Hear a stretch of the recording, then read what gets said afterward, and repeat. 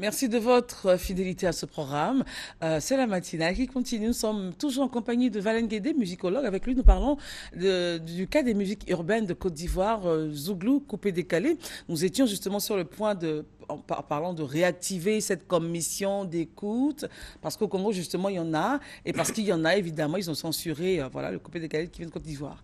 Alors, est-ce qu'il faut, enfin, vous avez dit, il faut le réactiver. Qui doit réactiver cette commission? Je pense qu'au niveau de la Côte d'Ivoire, il faut avoir une commission d'écoute nationale. Mais comment un pays comme comme la Côte d'Ivoire n'a pas de commission d'écoute? C'est un peu, c'est votre faute, vous, non, musiciens? pas du tout. C'est en République démocratique du Congo, c'est une commission qui vient du ministère de l'Intérieur. Okay. Et je pense qu'il faut la mettre sur pied, d'abord pour protéger les vrais créateurs, parce que la musique, même si on considère cela comme un divertissement, il ne faut pas oublier que la musique aussi, c'est un canal qui sert à éduquer tout à fait les membres de la communauté, les individus qui vivent dans la société. C'est qu'on peut apprendre à travers une musique, on peut l'étudier pendant des années et des années à l'université, à l'école primaire. Ça, il faut 20 ans, 30 ans.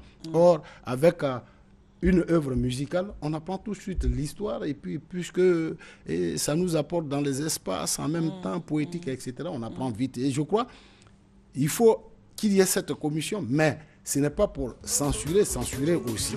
Il faut la faire pour protéger les bonnes mœurs en Côte d'Ivoire ici, parce qu'il y a certaines paroles effritées par certaines paroles. Oui, il y a des paroles qui se disent et on n'a pas besoin de faire passer ça ici et là, même à travers les sillons d'un disque, parce que les enfants qui écoutent ça, je l'ai dit tout à l'heure, il y a des enfants de 5, 10 ans, 15 ans, et ils ont besoin d'être formés convenablement, ces enfants-là, parce que ce sont les citoyens de demain. Alors, Christelle Akoussa qui réalise cette émission, est-ce qu'on pourrait avoir Doug Saga, tout à l'heure, on l'a eu là, est-ce qu'on pourrait avoir Doug Saga et Valène? Quand on écoute Doug Saga, et puis on parlait tout à l'heure en off de DJ, j'ai oublié son nom, DJ Jacob, enfin ceux qui ont démarré le mouvement. Doug Saga, c'est une musique calme, il y a c'est un concept, il y a une façon de danser, on sent, les paroles, la musique, elle est note, claire. On peut même déceler les notes pour ceux qui sont musiciens. Il y a un arrangement qui est calme et tout. L'accent est mis sur la parole. C'est un concept, un mouvement, les vêtements. Est-ce que si nous étions toujours à ce coupé-décalé-là, on aurait été censuré au Congo? Oh, je ne pense pas. Et ce qu'il faut dire, vous avez parlé de Doug Saga tout à l'heure et de DJ Jacob. DJ Jacob, il faut beaucoup écouter sa musique. C'est un artiste qui s'inspire beaucoup de nos rythmes, des rythmes ivoiriens. Même s'il appelle ça le coupé-décalé, qui s'inspire beaucoup de nos musiques. Et tu reprends aussi souvent des chansons connues. Tout à fait. Qui les reprend aussi.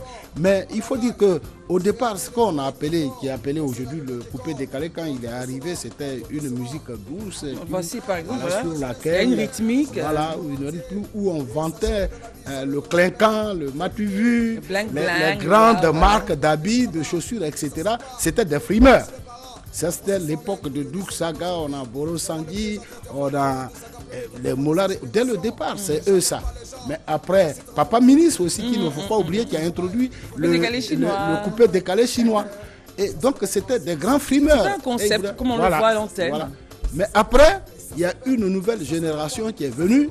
Et le porte-flambeau de cette génération, c'est les DJ Arafat. Et il y a eu aussi des femmes. Qu'est-ce qu'ils ont apporté, en plus à cette musique-là? Leur coupé décalé, c'est beaucoup plus mastiqué. Les notes musicales sont mastiquées, c'est saccadé. Et il y a, au niveau même de la parole, de l'impulsion de la mélodie, il y a une certaine violence qu'on sent dans et là, dans pour cette musique. Saga, on sent que c'est... Oui, c'est la douceur. Et il y a les deux, entre les deux, il y a une grande différence entre les deux tendances.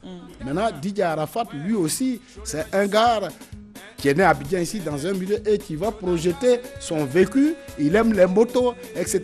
Je me rappelle un jour, son père me disait comme ça. À ses débuts, là. Oui, son père me disait comme ça, père à son âme. Juan Pierre, qui était un ami à moi, qui me disait que, mais écoute Valène, tu sais que mon fils là, il me fatigue avec ces motos là, mais je vais le prendre un jour. On a rigolé. Donc, il va venir avec sa manière de voir les choses, etc. Et ils vont introduit une certaine violence dans la ligne mélodique du coupé décalé. Et vous allez voir, il y a des crashs entre eux, ils s'attaquent, ils s'insultent, etc., etc. Voilà. Donc aujourd'hui, ce coupé décalé, mais tout en gardant toujours la rythmique congolaise. Tout à fait. Et même la manière de chanter aussi, les intonations. Et en République démocratique du Congo, où à la place de U, on met I. Et même Arafat a un morceau, le dernier, j'ai écrit une chronique dessus, à la place de circuler, où il dit, bon, il est en tout cas circuler, etc., etc. Et même, il y a des Ivoiriens aujourd'hui faisant le coupé décalé qui disent, au lieu de dire musique, mais qui disent musique.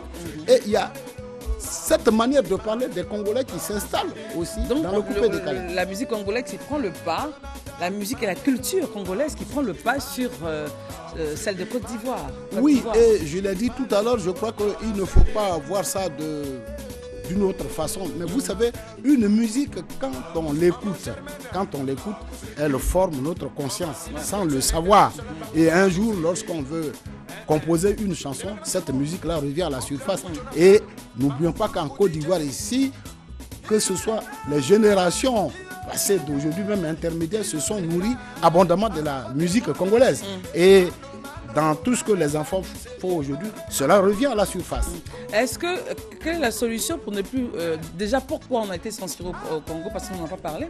Pourquoi est-ce qu'on a censuré le coupé décalé au Congo? Non, je l'ai dit tout à l'heure, il y a Werason qui a été censuré aussi, qui a fait bloc cadenas. Tout à fait. Où il parle d'une femme, des pygmées aussi, bon, voilà, etc., etc.